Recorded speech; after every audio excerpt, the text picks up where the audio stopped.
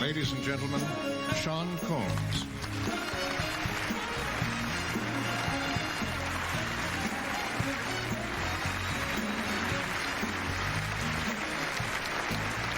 Ossie Davis and Ruby Dee have given great gifts, not just to audiences, but to the generation of African-American performers, directors, and writers who have traveled the road that they have made. I got to see these qualities firsthand earlier this year when I went to work on Broadway, playing the role of Walter Lee Younger in The Raisin in the Sun. To be honest, I had little acting experience. And here I was on Broadway, literally scared to death. And these two heroes showed up just at the right time.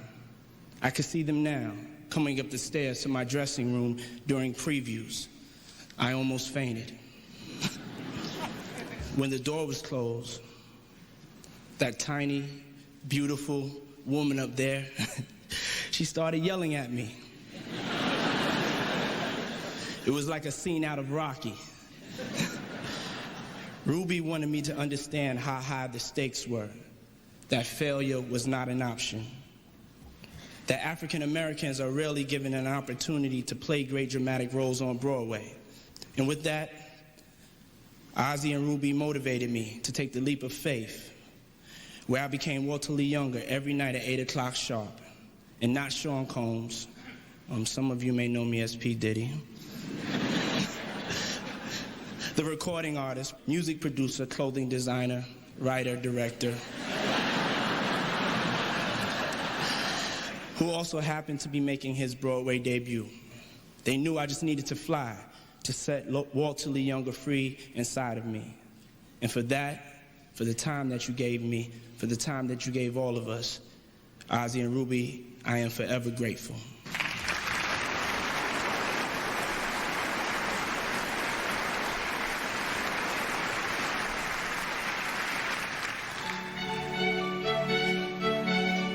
Dressed in the dreams of his family, Ossie Davis grew up in Georgia, his eyes on the wider world. With $10 pinned to his pocket, he hitchhiked to his future. A scholarship at Howard University. He discovered Shakespeare and Langston Hughes, in a sense of his own promise. In 1939, he heard the news. Marian Anderson, refused at Constitution Hall, would sing at the Lincoln Memorial. He stood with 75,000 people as her voice soared above the prejudice.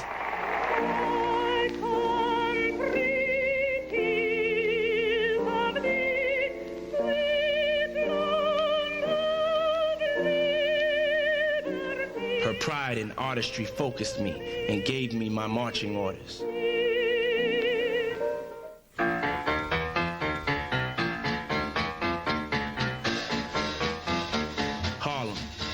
Place where every creative black person wanted to be.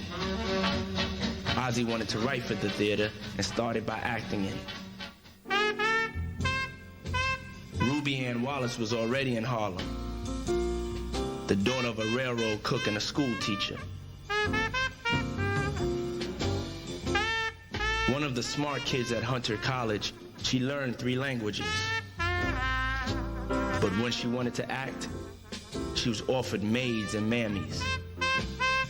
So she walked back uptown to 135th Street.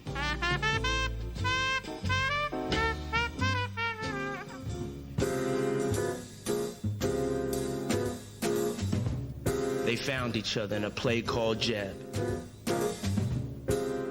Their union made them stronger, and that strength is what they turned on the world.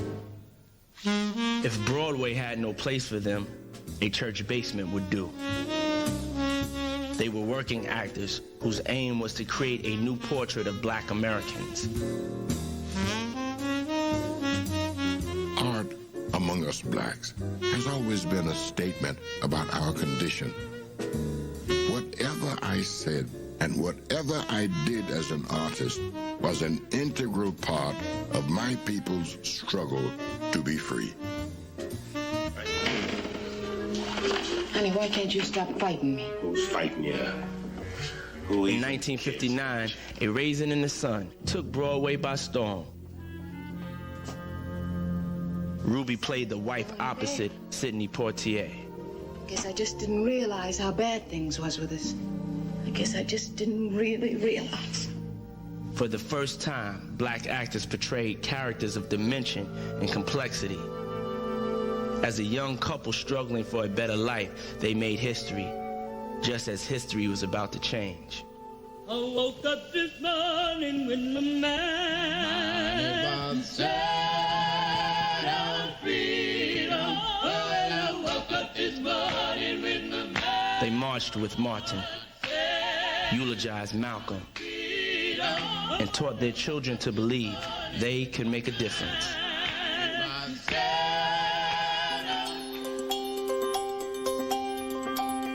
Pioneers in a world they helped to change. He created for Broadway a sharp-edged satire about black and white stereotypes. She was the first black actress to star at the American Shakespeare Festival. As a director, he broke new ground in Hollywood. She graced more than 40 movies. They paved the way for a new generation of black actors and directors, like Spike Lee. Come here, doctor. Man, I gotta go. I'm working. Doctor, this is the mayor talking. All right. Doctor, Come on, what? always do the right thing. That's it? That's it. I got it. I'm gone.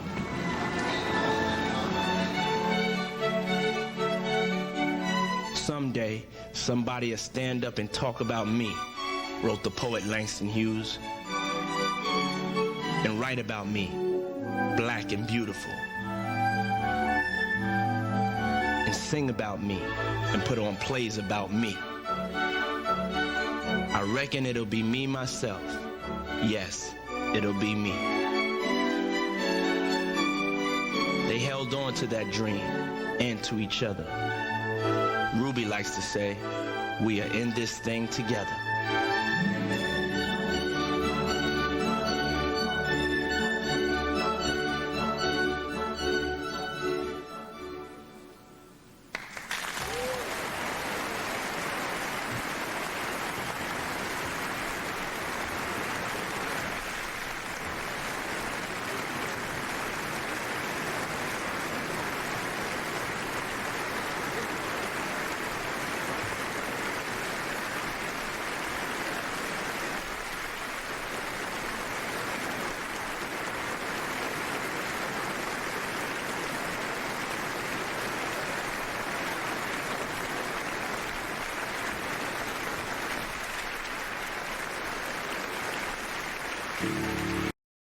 Ladies and gentlemen, Angela Bassett and Courtney B. Vance. As actors married to one another, Courtney and I have always looked to Ossie and Ruby for inspiration and guidance. Artists, activists, full of elegance, never at rest. A unit, a pair, a life force. It was 1935 when Ossie left Waycross, Georgia. His mother handed him a bag with lunch, and they waved goodbye. He wrote later, on my way, walking to Washington, D.C., hitchhiking, on my way to meet Ruby D. When, as an unknown, Ossie was cast opposite Ruby in a play called Jeb that only ran for 9 performances, Ruby grumbled. They probably snatched this man from behind a mule, stuck him in a costume, and cast him. Ossie remembered it a little differently.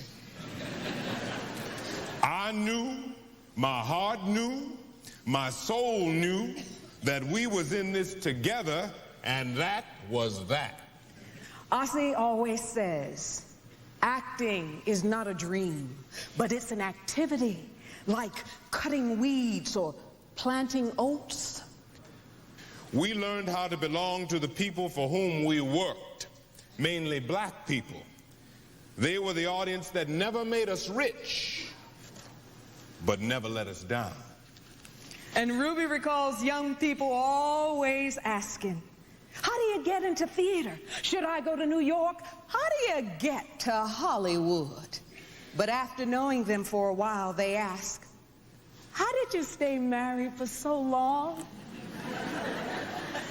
The poet wrote, love does not consist of gazing at each other, but in looking in the same direction.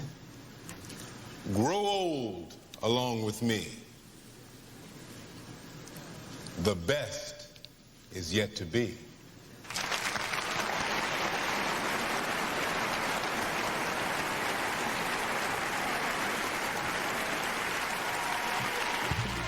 Ladies and gentlemen, Brian Stokes Mitchell.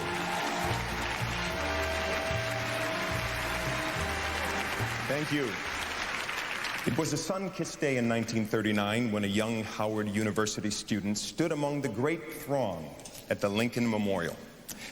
Ossie Davis found direction in his life that day, listening to the magnificent Marian Anderson, who would later be among the first Kennedy Center honorees, sitting exactly where they are sitting tonight. To recall the beautiful spirit of that day, here are the men and women of the Howard University Choir.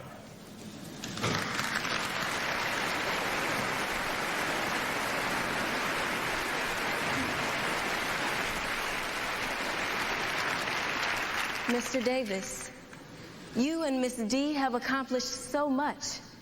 You are our inspiration to go forth and do great things. Thank you. To sing the song that Marian Anderson chose to sing that day at the Lincoln Memorial, Let Us Break Bread Together. Ladies and gentlemen, Ms. Audra McDonald.